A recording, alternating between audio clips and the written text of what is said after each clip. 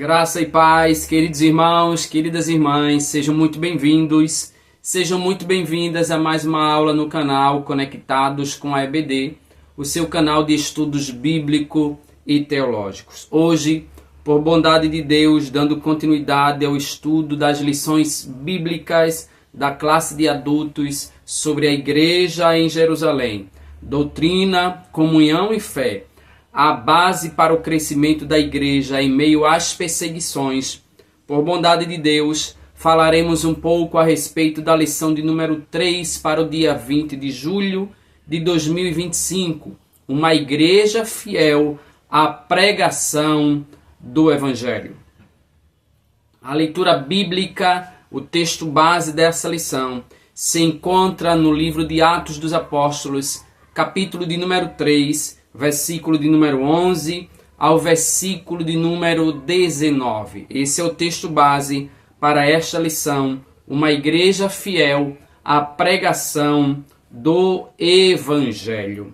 O texto áureo se encontra também no livro de Atos, capítulo 3, versículo 12, e assim está escrito: E quando Pedro viu isto, disse ao povo: Varões israelitas, por que vos maravilhais disto? Ou porque olhais tanto para nós, como se por nossa própria virtude ou santidade fizéssemos andar este homem? A verdade prática chama-nos a atenção, desperta-nos para esta realidade relacionada à pregação, à exposição do Evangelho. Ela nos diz: a verdadeira pregação bíblica consiste em dar testemunho de Cristo no poder do Espírito.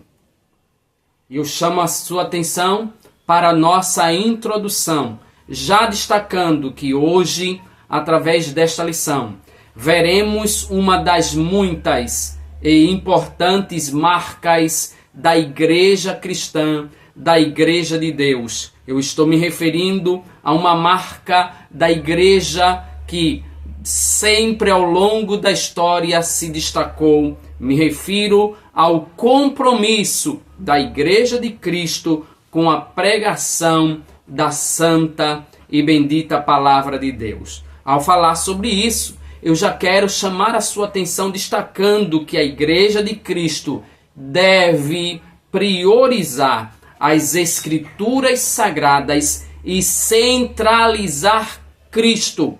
Escute, deve priorizar as Sagradas Escrituras e centralizar Cristo em tudo o que ela ensina e em tudo o que a igreja faz. Além disso, uma igreja bíblica, a igreja de Cristo, a igreja do Senhor, ela prega no poder do Espírito, ou seja, não transmite apenas palavras vazias, mas anuncia a mensagem viva e transformadora do Evangelho, inspirada pelo Espírito Santo de Deus.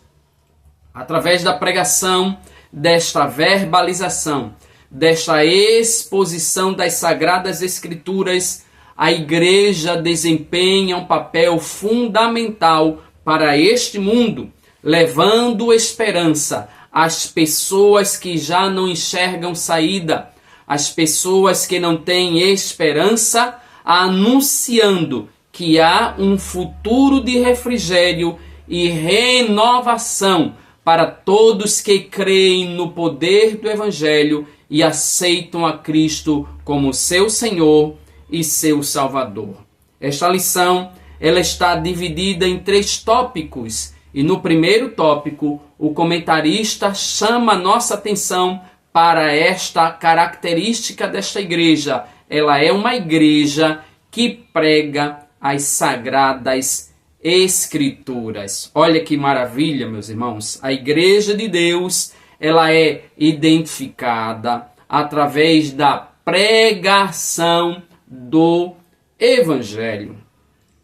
Porque a igreja prega as Sagradas Escrituras, porque a igreja prega o Santo Evangelho de nosso Senhor Jesus Cristo. É simples, Em primeiro lugar, ela prega as Escrituras porque as Escrituras revelam Deus. Sim, a igreja prega a palavra de Deus com o único objetivo: torná-lo conhecido entre os homens. E isso nós podemos confirmar, sobretudo no texto base, no texto da lição de hoje, através da exposição da pregação do apóstolo Pedro em Atos 3, nós vamos observar que na exposição das Sagradas Escrituras, a igreja ela faz questão de centralizar. Pedro, ele faz uma exposição, não do seu conhecimento,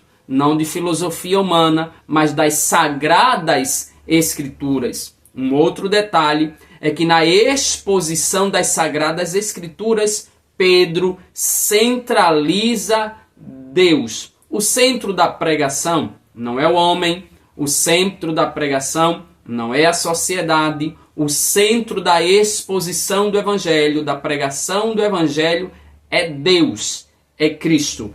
Pedro, fazendo isso, ele vai fundamentar o seu sermão, a sua pregação, citando, por exemplo, Deuteronômio capítulo 18, versículos 15 ao 19, citando Gênesis capítulo de número 22, versículo 18, estabelecendo uma relação direta da sua pregação ao livro de Salmos, Salmos 22, versículo 1 ao versículo 31, e profeta Daniel, capítulo 9, versículo de número 26. Também, nesta mesma exposição, nesta mesma pregação, o apóstolo Pedro, ele vai evidenciar, ele vai mostrar que os autores sagrados da Bíblia revelavam Deus em todos os momentos através das suas profecias. Vemos isto no livro de Gênesis, capítulo 26, versículo 24,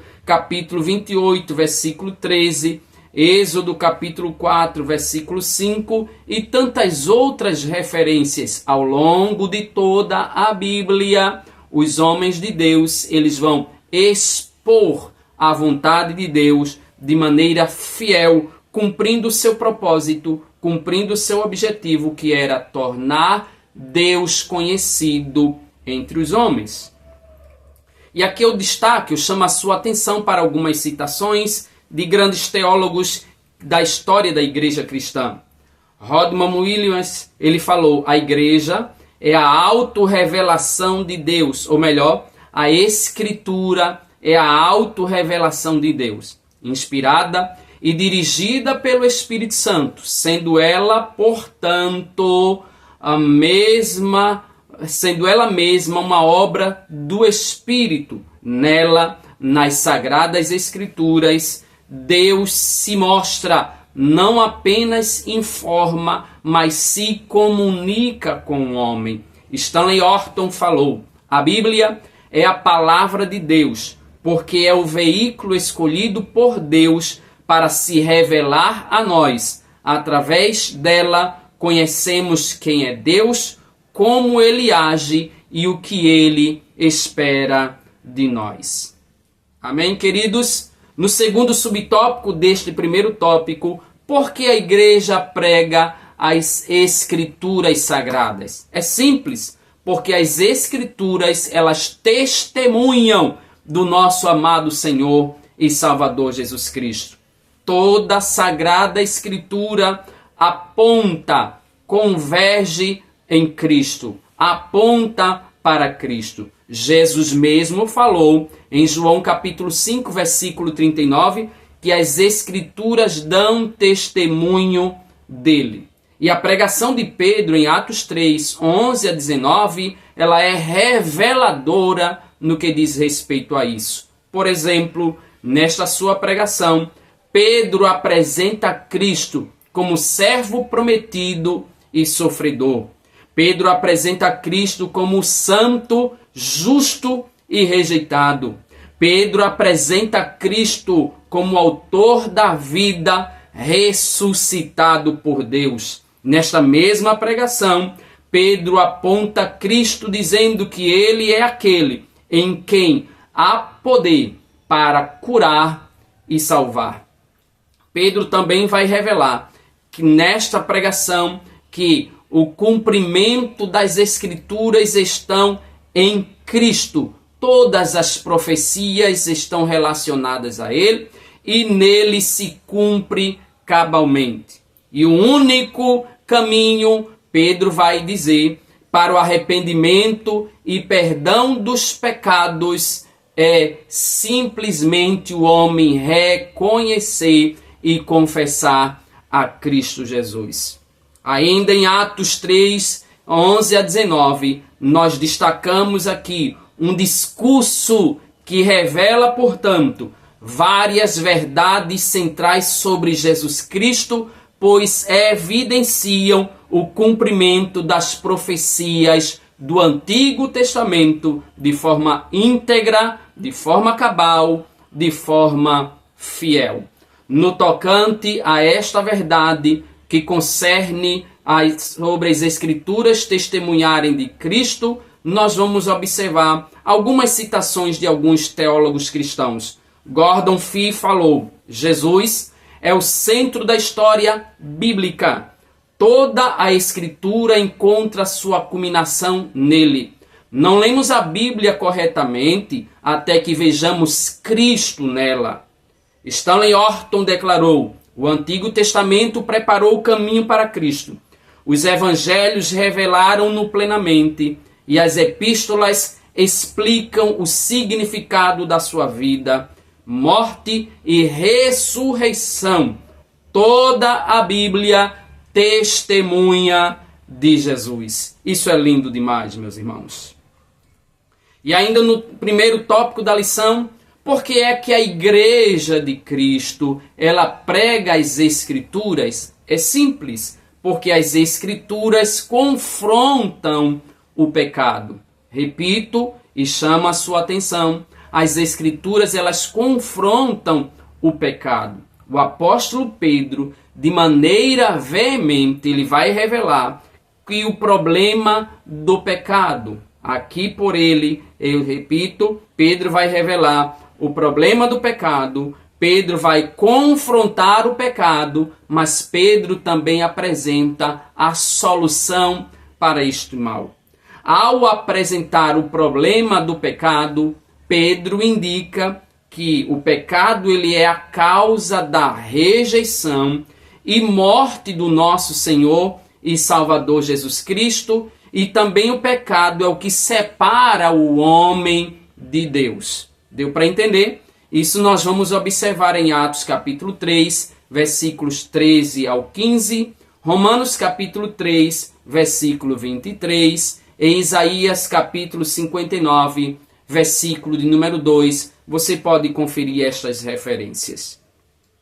Pedro, além de apresentar, revelar o problema do pecado, já falei, ele também vai confrontar este pecado. Sim, Pedro confronta o povo, lembrando-os de suas ações, responsabilizando-os, pois se nós pecamos, nós precisamos assumir a responsabilidade dos nossos erros, das nossas culpas, dos nossos pecados, e Pedro indica isso, mesmo reconhecendo a ignorância dos homens, conforme está em Atos capítulo 3, versículo de número 17, e não é demais citar Paulo, que falou que todos pecaram e destituídos estão da glória de Deus. O pecado nos afasta de Deus. Mas Pedro, além de apresentar o problema do pecado, além de confrontar o pecado,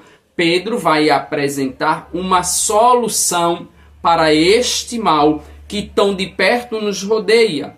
E que solução é esta para este mal? É simples: arrependimento e fé em Cristo Jesus são o caminho para o perdão e restauração diante de Deus, conforme nós vemos em Atos capítulo 3, versículo de número 19. E neste texto, Pedro vai utilizar a expressão arrependei-vos, ou metanoion, ou metanoia, que indica mudança de mente, mudança interior. Repito, esse arrependimento exige do homem mudança de mente, mudança interior.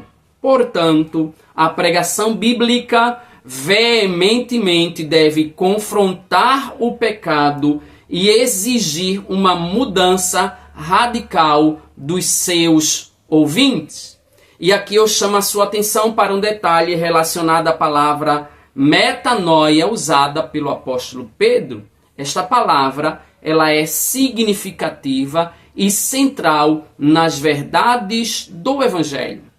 A priori, literalmente, ela significa mudança de mente, mas na Bíblia envolve transformação interior, arrependimento verdadeiro e reorientação da vida para Deus. Chama a sua atenção para algumas aplicações teológicas, espirituais e práticas da palavra metanoia, utilizada pelo apóstolo Pedro. Em primeiro lugar, a aplicação teológica, ela vai falar de arrependimento como atitude de fé. Não é apenas um mero remorso, mas é uma mudança total por meio da fé na pessoa bendita de Jesus Cristo. Implica dizer que essa metanoia, esse arrependimento como atitude de fé, nada mais é do que uma resposta à graça divina manifestada para com os homens. Mateus capítulo 3, versículo 2, está escrito: arrependei-vos, porque é chegado o reino dos céus. Stanley Horton falou: arrependimento genuíno é obra do Espírito em um coração quebrantado, que reconhece a sua condição e volta-se para Deus. Mas esta metanoia também ela tem uma aplicação espiritual. No que diz respeito à aplicação espiritual, é uma conversão de vida. E isso envolve renúncia ao pecado e compromisso com uma nova vida em Cristo. Automaticamente implica deixar a velha natureza para viver em novidade de vida. É um processo que começa com uma decisão e continua como transformação contínua no discipulado. Mas não para por aí. Ainda pensando na palavra metanoia, nós temos uma aplicação pentecostal. Pensando nesta aplicação pentecostal, metanoia faz referência a uma renovação pelo Espírito. E no nosso contexto, como bons pentecostais, essa expressão ela é acompanhada por uma experiência marcante, tal como confissão, choro e restauração completa. Não é apenas racional, mas vivencial e espiritual, evidenciada não por palavras, mas por frutos dignos de arrependimento. David Wilkerson declarou: o verdadeiro arrependimento é quando o pecado se torna amargo e Cristo se torna doce. Uma aplicação prática para a palavra metanoia nada mais é do que mudança de comportamento. Quem tem essa experiência com o amigo Espírito Santo, ele tem uma vida mudada, um comportamento transformado. E isso quer dizer que essa mudança afeta a vida cotidiana, desde suas decisões, relacionamentos, ética e vocação. Quem experimenta a metanoia vive com uma nova mentalidade. Não se conforma com este mundo, como disse Paulo escrevendo aos crentes da cidade de Roma, Romanos capítulo 12, versículo 2, mas é transformado pela renovação do entendimento. Por fim, a última aplicação relacionada à palavra metanoia para a nossa meditação é missional. Ao falar dessa metanoia como aplicação missional, é um convite ao reino, ou seja, o evangelho é um chamado à metanoia, a uma proclamação que confronta, mas que também cura. A igreja, portanto, deve ser fiel à missão que recebeu de Deus, não apenas consolar, mas também convocar a mudança de vida pelo poder da cruz de Cristo. Gordon Fee afirmou: a metanoia é a porta de entrada para a nova criação. Sem ela, não há transformação, não há evangelho. Outras citações para nós aprendermos um pouco mais. Stanley Orton falou: a palavra de Deus é a luz que expõe as trevas do coração humano. Ela não apenas instrui, mas também confronta o pecado e nos chama à santidade. David Wilkerson afirmou: a Escritura nunca mascara o pecado. Ela o denuncia com clareza, não para condenar, mas para despertar o arrependimento e conduzir à restauração. Diga amém. Segundo tópico da lição, esta igreja é uma igreja que prega no poder do Espírito. A igreja não apenas prega, meus irmãos, mas ela prega no poder do Espírito Santo. E o primeiro subtópico vai fazer a seguinte afirmação: o Espírito capacita o mensageiro. Em Atos 3, nós vemos claramente que Pedro está cheio do Espírito Santo. Isso fica evidente no uso, inclusive, do verbo grego atenizon, traduzido como fixar os olhos. E Pedro com João, fixando ou fitando os olhos nele.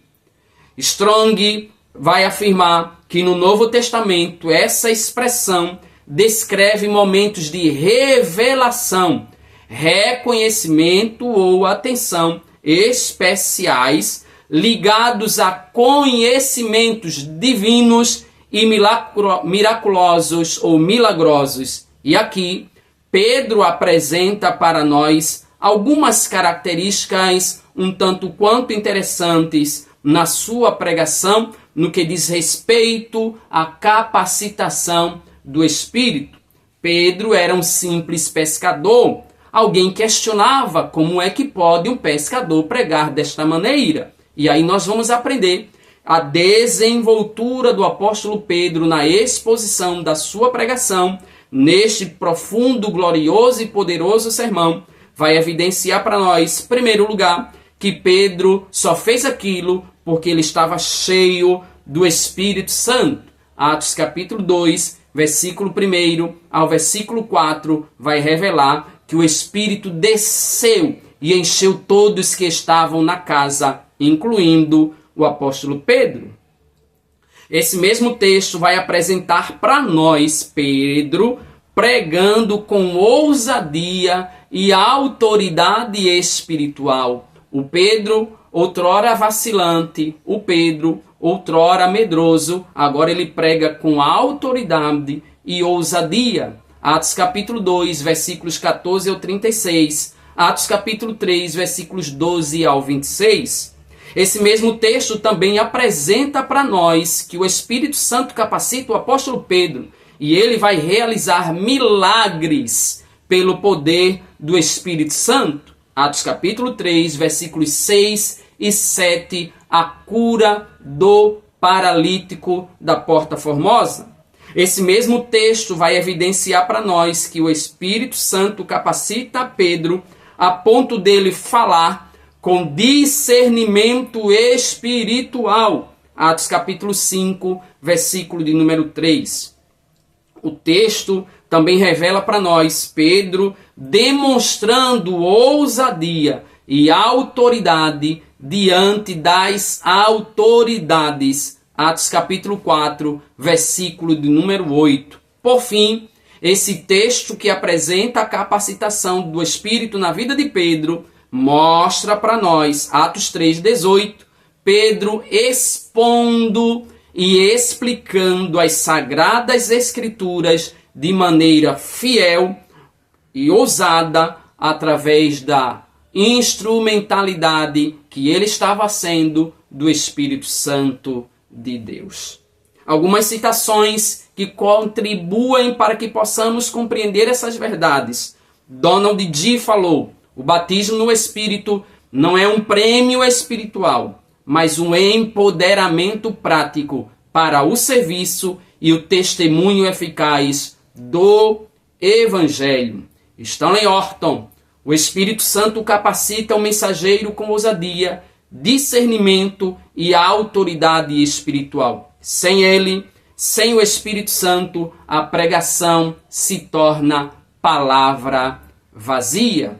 Não passa de exposição de conhecimento humano.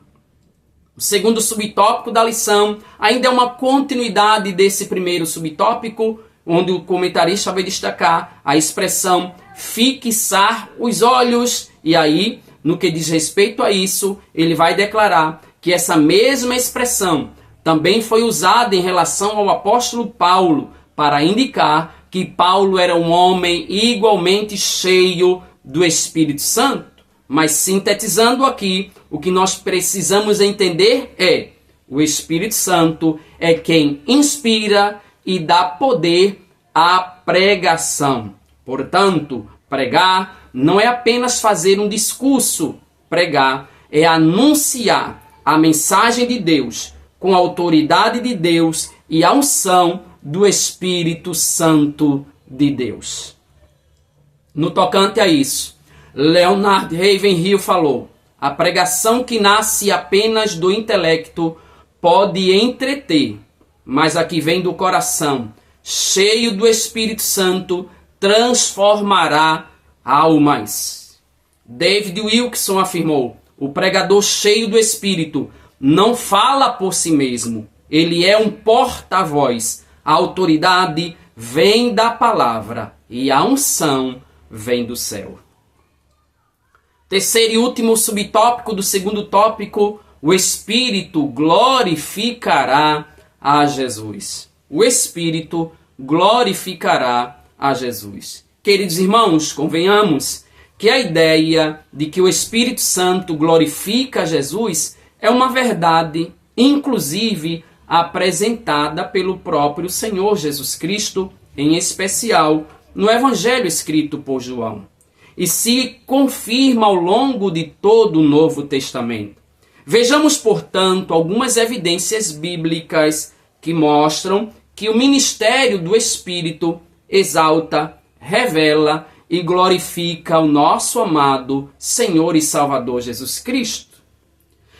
Isto nós vamos observar em João capítulo 16, versículo 13 ao 14, Jesus ensinando de maneira direta: o Espírito glorificará a Cristo.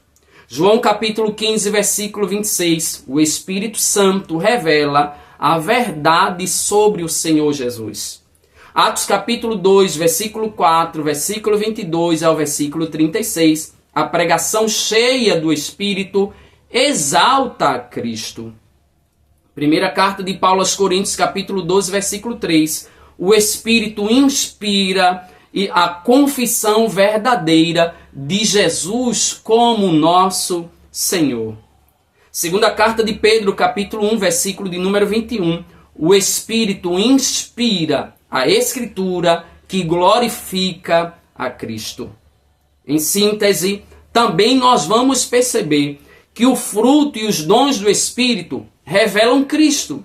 O fruto do Espírito, revelado por Paulo em Gálatas capítulo 5, versículos 22 e 23, reflete o caráter de Cristo, enquanto os dons espirituais apresentados por Paulo na primeira carta de Paulo aos Coríntios, capítulo 12, são dados à igreja para a edificação do corpo de Cristo, que é a sua igreja. Há algumas citações que corroboram, que confirmam essas verdades. Gordon Fee: o Espírito Santo não chama a atenção para si, mas sempre aponta para Cristo. Ele é o grande glorificador do Filho, conduzindo os crentes à centralidade da pessoa bendita de Jesus. Donald G. Qualquer manifestação espiritual que não exalte Jesus carece de autenticidade.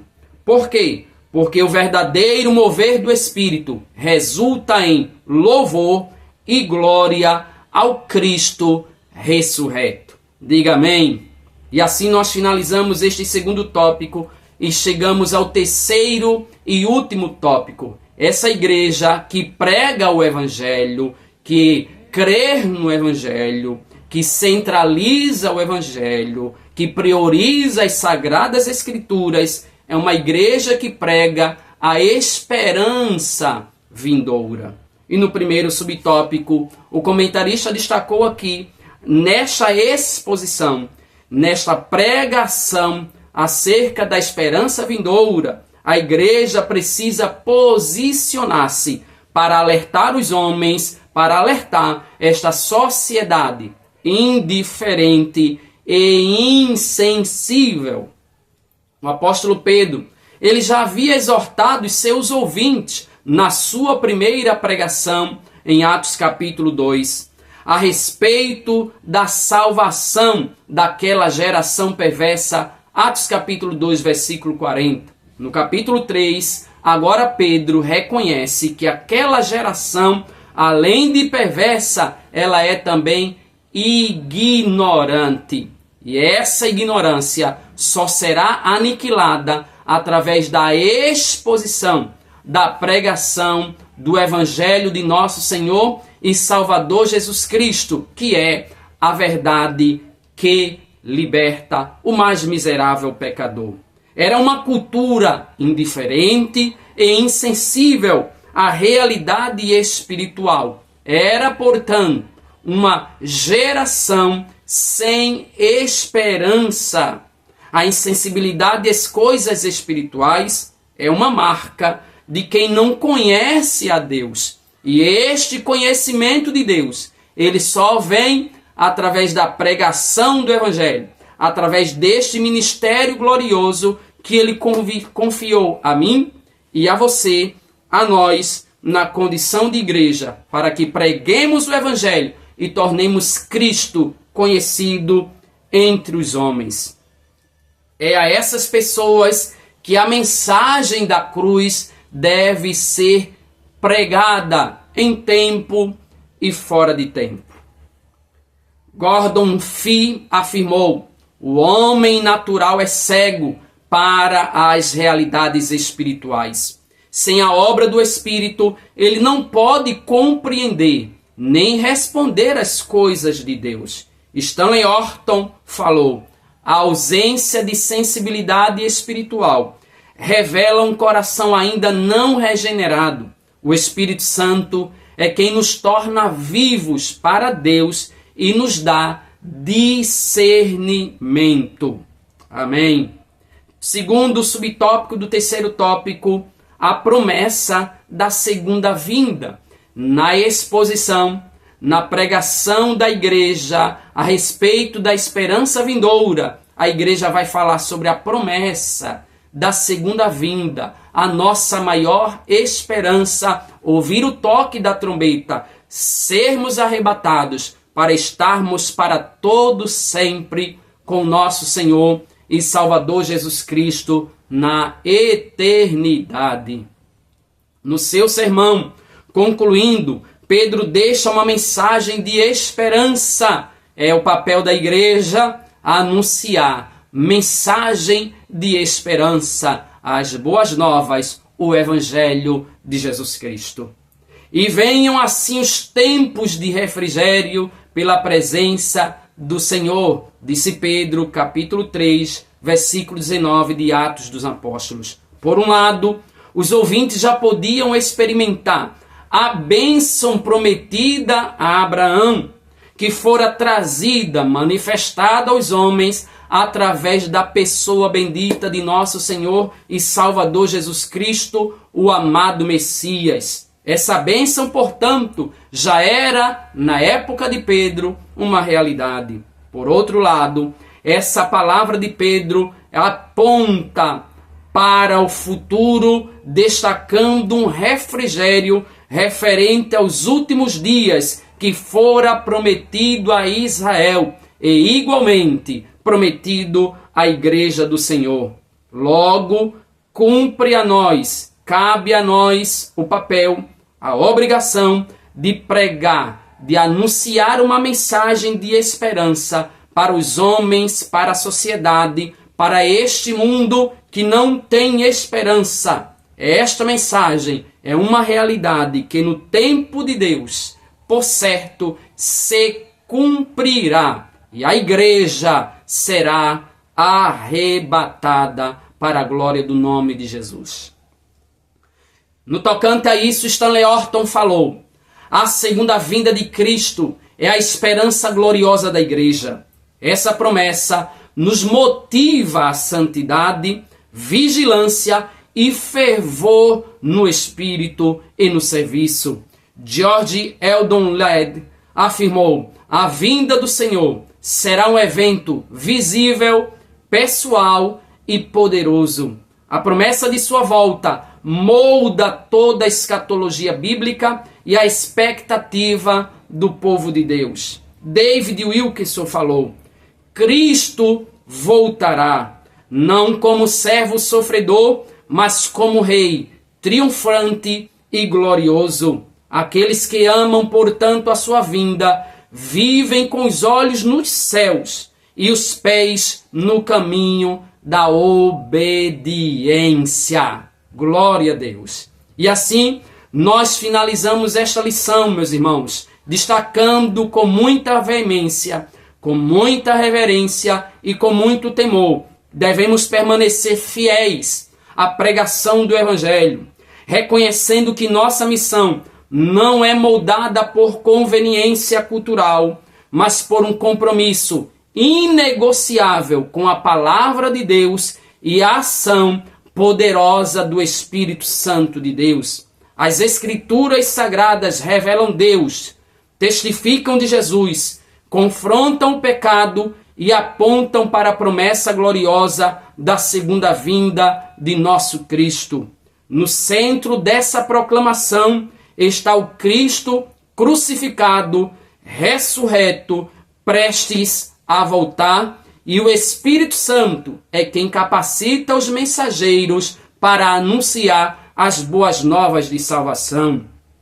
Não há evangelho sem verdade, nem verdade sem confronto, nem confronto sem graça, nem graça sem a cruz. É tempo de levantar a voz com autoridade e unção, proclamando com coragem a mensagem que salva, cura, liberta e transforma.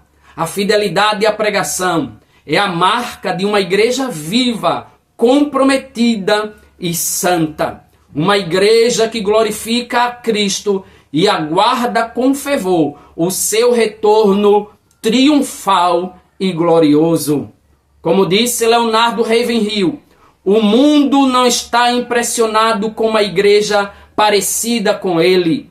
O mundo será impactado por uma igreja cheia do Espírito e firmada na palavra de Deus. Portanto, sejamos esta igreja fiel à mensagem, cheia do Espírito e preparada para encontrar com o noivo, declarando: Maranata, ora vem, Senhor Jesus. Deus os abençoe. Assim nós finalizamos esta aula. Até a próxima, em nome de Jesus.